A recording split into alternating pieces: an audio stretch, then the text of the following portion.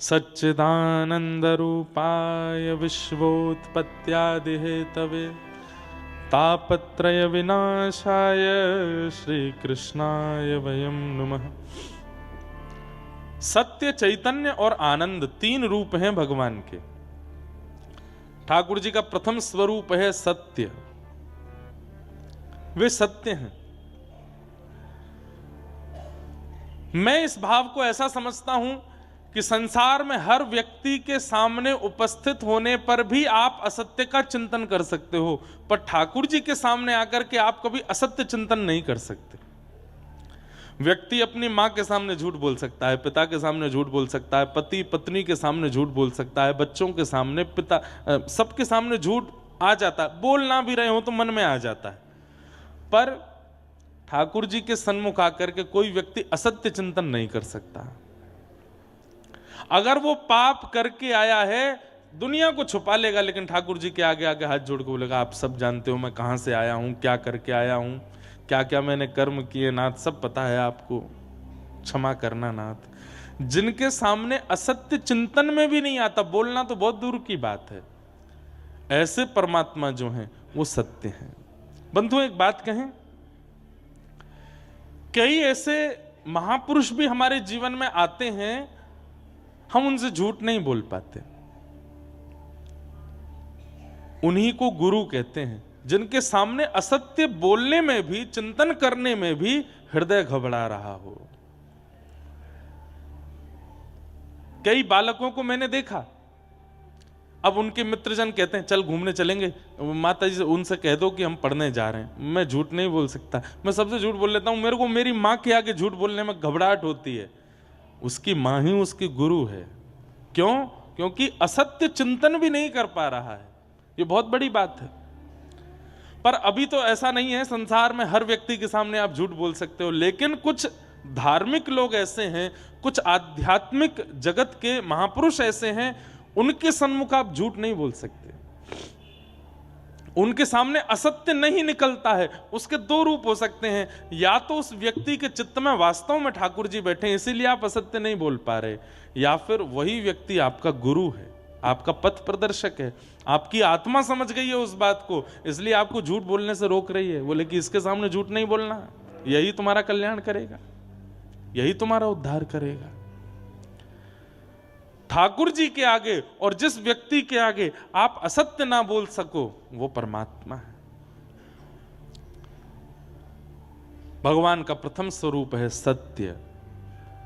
ठाकुर जी का दूसरा स्वरूप है चैतन्य। बहुत ध्यान से सुनिएगा, जड़ नहीं है भगवान, चैतन्य है।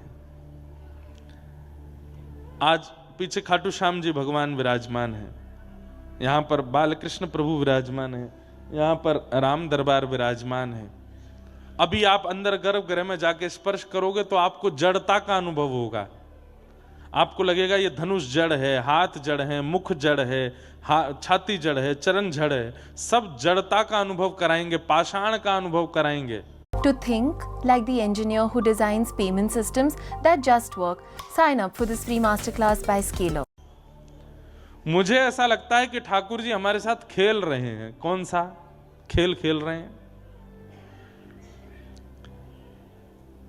विष अमृत एक खेल खेलते थे हम लोग बचपन में, और उसी के जैसा एक और खेल खेलते थे, उसको अंग्रेजी में हम सब बच्चे, हमारी उम्र के बच्चे खेलते थे, आपकी तो पता नहीं, हमारी उम्र के बच्चे खेलते थे स्टैचू।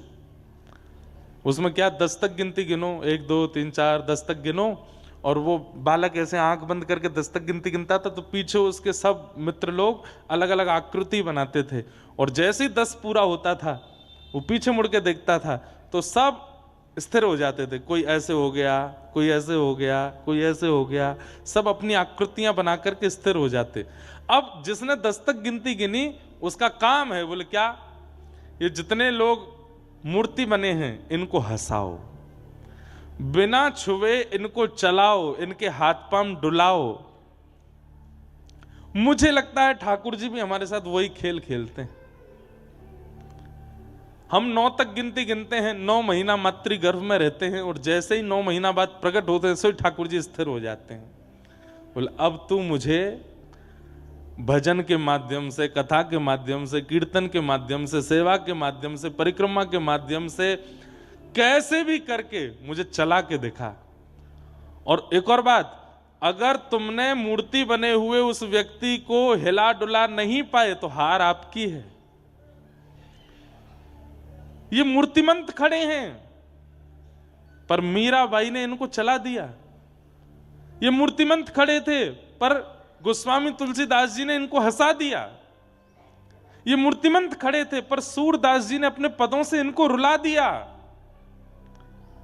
नरसिंह मेहता ने इनको नचा दिया।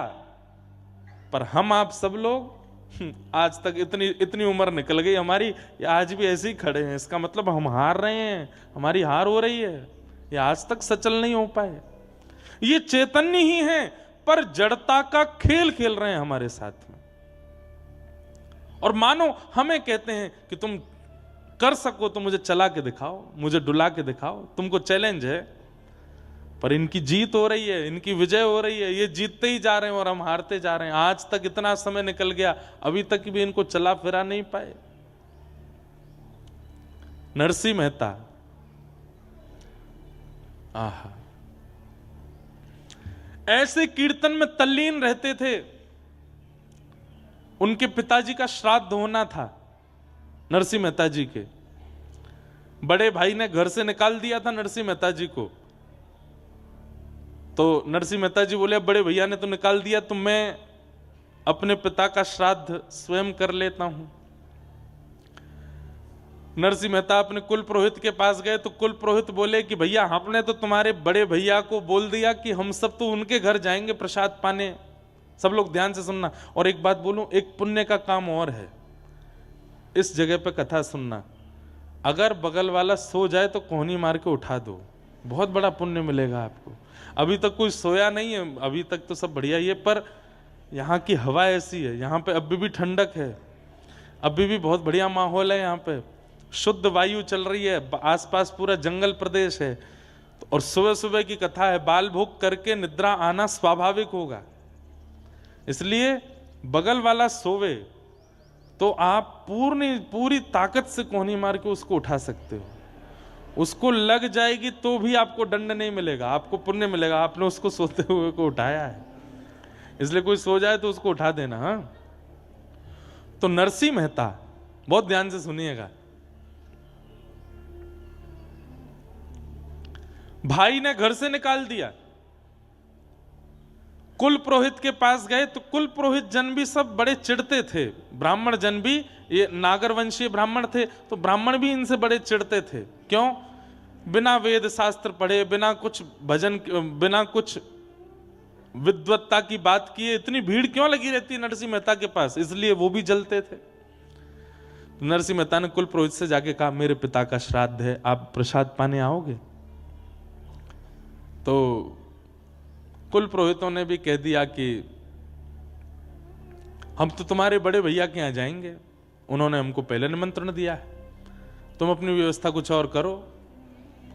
तुम नरसिंह मेहता बेचारे ढूंढने लगे, मेरे यहां कौन ब्राह्मण आएंगे। किसी अन्य ब्राह्मण के पास गए तो उसने मन में विचार किया कि नरसिंह मेहता को इतनी बड़ी व्यवस्था बता दो कि अपने आप मना कर दे। क्या व्यवस्था बताई? बोले कि देखो नरसिंह, तुम्हारी छवि जो है वो पूरे जूनागढ़ में खराब हो गई है। पिता का श्राद्ध है और छवि बनाने का भी एक बढ़िया समय है। तो बोले क्या करना है? बोले तुम जितने ब्राह्मण हैं सबको निमंत्रण दो।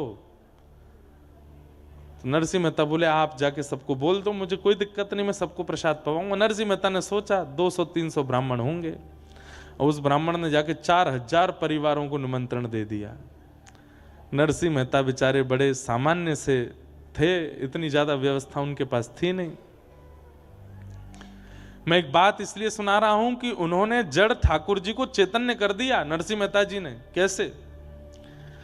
4000 ब्राह्मणों को निमंत्रण दे दिया। नरसिंह मेहता ने घर जाकर के पत्नी से कहा 200-300 ब्राह्मण आएंगे, तुम प्रसाद की व्यवस्था करो। हैं 200-300 ब्राह्मण? यहां पे 2 लोगों के प्रसाद की व्यवस्था नहीं, घर में तुम 200-300 ब्राह्मणों को निमंत्रण दिया है? वैकुंठ में बैठे बैठे द्वारिकाधीश रुक्मणी जी से कह रहे हैं, बोले 200 नहीं है, 4000 आने वाले। रुक्मणी जी मेरा नरसी फंस गया। रुक्मणी जी बोली अब क्या होगा? बोले देखो आगे क्या होता है। नरसिंह मेहता जी बोले देवी 200 ब्राह्मणों की प्रसादी बनाओ। बोले कहां से बनेगी, हमारे यहां व्यवस्था नहीं। बोले मैं एक काम करता हूं, एक सेठ जी हैं वो मेरा कीर्तन कराते हैं, मुझसे बहुत प्रेम मानते हैं, मैं उनके यहां से थोड़ा कर्जा ले आता हूं और उससे हम 200 ब्राह्मणों का भोजन करा देंगे। जाओ। नरसिंह मेहता जी सेठ जी के पास गए, सेठ जी से जाके बोले हमको 200 ब्राह्मणों का प्रसाद कराना है, कुछ कर्जा दे दो आप, हम ब्याज सहित लौटा देंगे आपको। सेठ जी बोले देखिए नरसिंह मेहता जी हमको ब्याज नहीं चाहिए और आप यदि नहीं भी लौटाओगे तो भी चलेगा, लेकिन बदले में हमको कुछ दे दीजिए। बोले क्या? बैठ के कीर्तन सुना दो। आप कीर्तन इतना अच्छा करते हैं, थोड़ी देर कीर्तन सुना दो, हम दक्षिणा के रूप में इतना धन देंगे कि 200 ब्राह्मणों का भोजन हो जाएगा। नरसिंह मेहता बोले मैं कीर्तन तो सुना दूंगा, पर कीर्तन करते करते करते करते जब मैं भाव में चला जाता हूं तो मैं कितने घंटे हो गए, कितने दिन निकल गए, मैं भूल जाता हूं। और आज शाम को ब्राह्मणों का भोजन होना है, मैं ऐसा नहीं हो कि कहीं मैं तल्लीन हो जाऊं कीर्तन में। सेठ जी बोले चिंता मत करो, आप तल्लीन हो गए, मैं तो आंख खोल के रहूंगा, थोड़ी देर बाद आपको हिला दूंगा कि जाओ ब्राह्मण आ गए, घर पे भोजन कराओ। नरसिंह मेहता बोले देख लेना, ध्यान रखना मेरा। बोले हाँ ठीक है। उठाए करताल, नरसिंह मेहता ने जैसे कीर्तन शुरू किया, सोचिए नरसिंह मेहता तल्लीन होते होंगे तो क्या सुनने वाले नहीं होते होंगे? ऐसे भाव में गए, ऐसे भाव में गए कि वो भी डूब गए, सेठ जी भी डूब गए, सुनने वाले जो 10 15 20 लोग थे वो भी डूब गए, बाहर के गांव के लोग आए वो भी डूब गए। कीर्तन चलते चलते चलते चलते 13 14 15 20 घंटे तक कीर्तन चलता रहा। यहां ब्राह्मणों के आने का समय हो गया। पत्नी बाट देख रही है कि वो 200 ब्राह्मणों के भोजन की सामग्री ला रहे होंगे। रुक्मणी जी बोली अब तो नरसिंह मेहता की और निंदा होगी, अब तो इनको जूनागढ़ से भी निकाल देंगे, ऐसा लगता है आज जो अपराध होने जा रहा है। ठाकुर जी बोले मैं नहीं देख पा रहा हूं, तुम बैठो मैं जाता हूं। और महाराज नरसिंह मेहता का रूप धारण करके ठाकुर जी आ गए जूनागढ़ में। और ठाकुर जी तो अक्षय पात्र लेकर के चलते हैं, 200 ब्राह्मण क्या तुम 2 लाख आ जाओ, सबको भोजन पवा देंगे। पत्नी के पास पहुंचे, नरसिंह मेहता की पत्नी से जाके कहा जल्दी जाओ प्रसादी बनाओ। और देवी सुनो, वो थोड़ी एक बदलाव आया। बोले क्या? 200 ब्राह्मण नहीं है। बोले तो कितने हैं? 300। बोले नहीं नहीं नहीं, नहीं 4000 है। 4000 इनका कैसे बनेगा? अरे बनाते हैं ना, तुम भी लगो मैं भी लगता हूं। ठाकुर जी अमनिया कर रहे हैं, मिर्च काट रहे हैं, सब्जी काट रहे हैं, टमाटर काट रहे हैं, अमनिया कर रहे हैं, पत्नी छोंक लगा रही है, उसको तो लग रहा है नरसिंह मेहता ही है। और नरसिंह मेहता कहां, वो तो वहां कीर्तन कर रहे हैं बैठ करके सेठ जी के यहाँ। ठाकुर जी यहां पर सिर पर महाराज बांध करके कढ़ाई में लिए घी और सब प्रसादी बना रहे हैं। नरसिंह मेहता के पिताजी का श्राद्ध है, ठाकुर जी भोजन बना रहे हैं। क्षण भर में तो सब सामग्री बनती चली गई। पत्नी बोली आज बड़ा आश्चर्य हो रहा है, इतनी जल्दी इतनी सारी सामग्री कैसे बन गई? बोले देवी इस पर बाद में चर्चा करेंगे, ब्राह्मण आ रहे हैं, चौका लगाओ बढ़िया गोबर का और थाली आदि सजाओ, सबको प्रसाद पवाना है। 4000 ब्राह्मण मन में सोचते आ रहे थे आज नरसिंह मेहता हमको प्रसाद नहीं पवा पाएगा और ये हमको बहाना मिल जाएगा नरसिंह मेहता को नगर से निकालने का। लेकिन वहां जैसे ही पहुंचे सबके चरण धो धो करके ठाकुर जी ने आसन पर बैठाया। 4000 ब्राह्मण एक ही पंगत में बैठा दिए और सबके सामने ठाकुर जी एक एक फेंटा कमर पे बांधे, एक फेंटा सिर पे बांधे, पसीना आ रहे हैं, ठाकुर जी धोते जामे, हाथ मांजे, सबको साग परोसे, सब्जी परोसे, 4-4 प्रकार की सब्जी, 2-2 प्रकार की पूड़ियां, 3-3 प्रकार के मिष्ठान, एक रायता, बढ़िया सामग्री, ऐसा पवाया महाराज, ऐसा पवाया। ब्राह्मण बोले ए नरसी, हाँ कोई सेठ वेठ ने करी है क्या व्यवस्था? नहीं नहीं, सब आपकी कृपा है, आप सब ब्राह्मणों की कृपा है, आप लोग पाइए। प्रसाद पाकर के ब्राह्मण इतने तृप्त हो गए, इतने तृप्त हो गए कि मन से आशीष निकल रहा था, लेकिन जलन थी ना मन में। बोले भैया भोजन तो बहुत अच्छा पवाया नरसिंह मेहता ने, लेकिन हम लोगों को इसको नगर निकाला करना है, भोजन से काम थोड़ी बनना है, अब तो दक्षिणा की बारी है, कुछ नहीं दे पाएगा। 4000 ब्राह्मणों को क्या देगा? नरसिंह मेहता दौड़ करके भीतर गए। ठाकुर जी थे, नरसिंह मेहता थोड़ी थे। पत्नी से कहा, देवी चलो दक्षिणा बांटें। बोले क्या देंगे दक्षिणा में? बोले सब व्यवस्था है, चिंता मत करो। एक बैलगाड़ी भरी रखी थी, कपड़ा हटाया, उस पर छोटी छोटी पोटलियां थी, पत्नी को देते जाओ। बोले तुम बांटती जाओ सबको। बोले इसमें है क्या? बोले कुछ नहीं है, तुम देते जाओ। पत्नी ने धीमे से पोटली खोल के देखी तो हर पोटली में 12-12 सोने की मोहर और 4000 ब्राह्मणों को बंटवाई।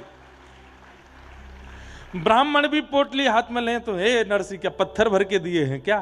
नहीं नहीं, सब आपकी कृपा है, आपका अनुग्रह। ब्राह्मणों ने जब खोल करके देखा, आज तक भोजन के निमंत्रण में 1 पैसा मिलता था तो ब्राह्मण फूले नहीं समाते थे कि 1 पैसा मिला हमको, सबसे बड़ी दक्षिणा है 1 पैसा। आज क्या मिला? 12 सोने की मोहर। मतलब ये ब्राह्मण, इनके बालक, इनके बालकों के बालक, बालकों के बालक, कम से कम 4 पीढ़ी तक भी अगर कुछ नहीं करेंगे तो इन्हीं मोहरों पर पेट पल जाएगा सबका। इतनी दक्षिणा देख करके सब ने तो भैया नरसिंह मेहता और पत्नी दोनों को एक साथ बैठा करके ब्राह्मणों ने स्वस्ति वाचन किया, ऊपर अक्षत डालने। अरे नरसिंह मेहता जी, मैं तो कहता हूं नरसिंह मेहता जी के पिता कितने भाग्यशाली कि उनके श्राद्ध में ठाकुर जी ने भोजन बनाया, अपने हाथ से पवाया। और नरसिंह मेहता की पत्नी कितनी भाग्यशाली कि दाहिने भाग में पति के रूप में विश्वपति बैठे हैं, जगतपति बैठे हैं, और 4000 ब्राह्मण एक साथ अक्षत छिड़क करके आशीष दे रहे हैं। और नरसिंह मेहता वहां कीर्तन कर रहे हैं। 4000 ब्राह्मण निकले।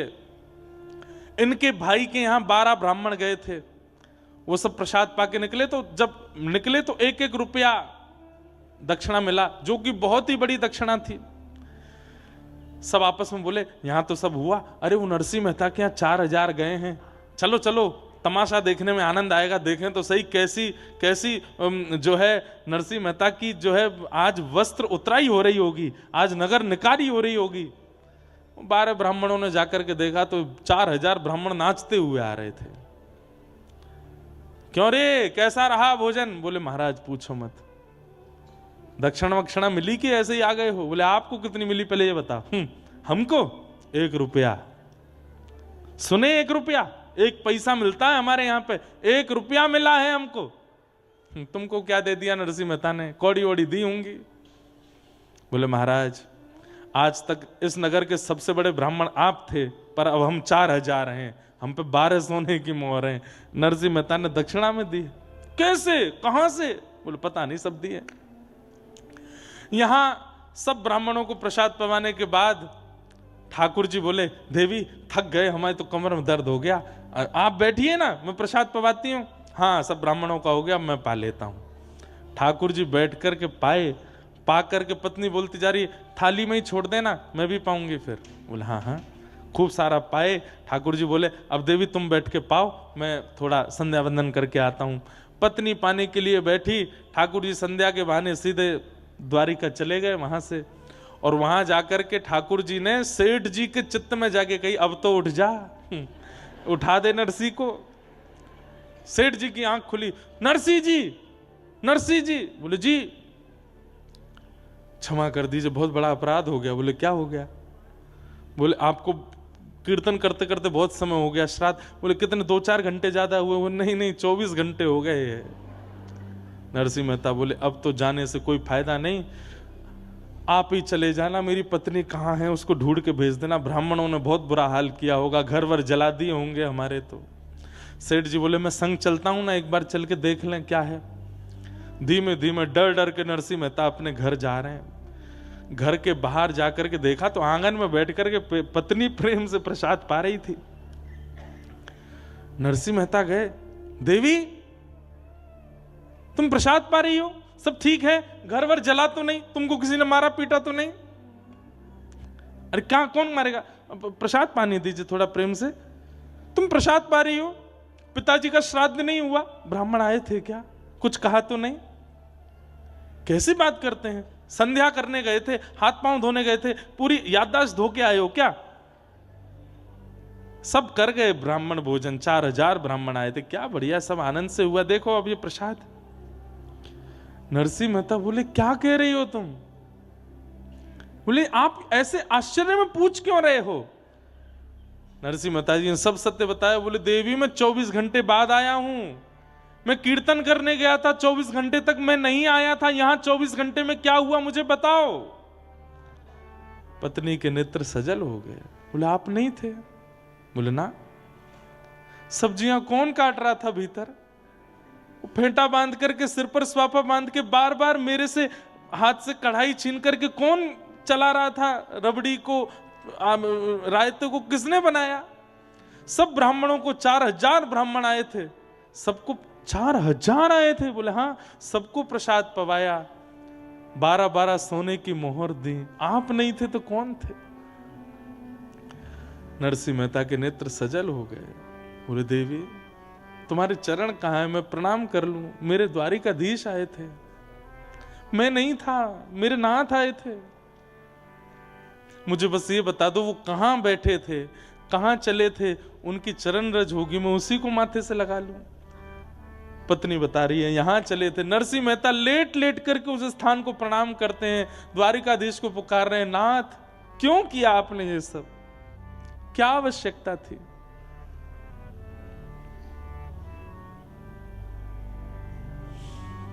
अद्भुत हैं ठाकुर जी। नरसिंह मेहता के सब भाव करके गए। ये बात मैं क्यों कह रहा हूं? हमारे लिए आज भी वो जड़ ही हैं, पर नरसिंह मेहता थे जिनके लिए वो चैतन्य हो गए। मीराबाई थी जिनके लिए वो चैतन्य हो गए। सक्कूबाई थी जिनके लिए वो चैतन्य हो गए। चैतन्य आज भी होने को तैयार बैठे हैं, पर मेरी और आपके भजन में, भाव में, स्वभाव में सामर्थ्य नहीं बची है उनको चैतन्य करने की, इसलिए आज भी जड़वत बैठे। हम लोग कभी सेवा करते हैं, हमारे लड्डू गोपाल लुढ़क जाते हैं, हाथ से धरती पर गिर जाते हैं, उन्हें चोट नहीं लगती होगी, लगती है, पर हमारे अंदर जड़ बुद्धि है, हमारी जड़ भावना है, इसलिए वो जड़ ही रहते हैं।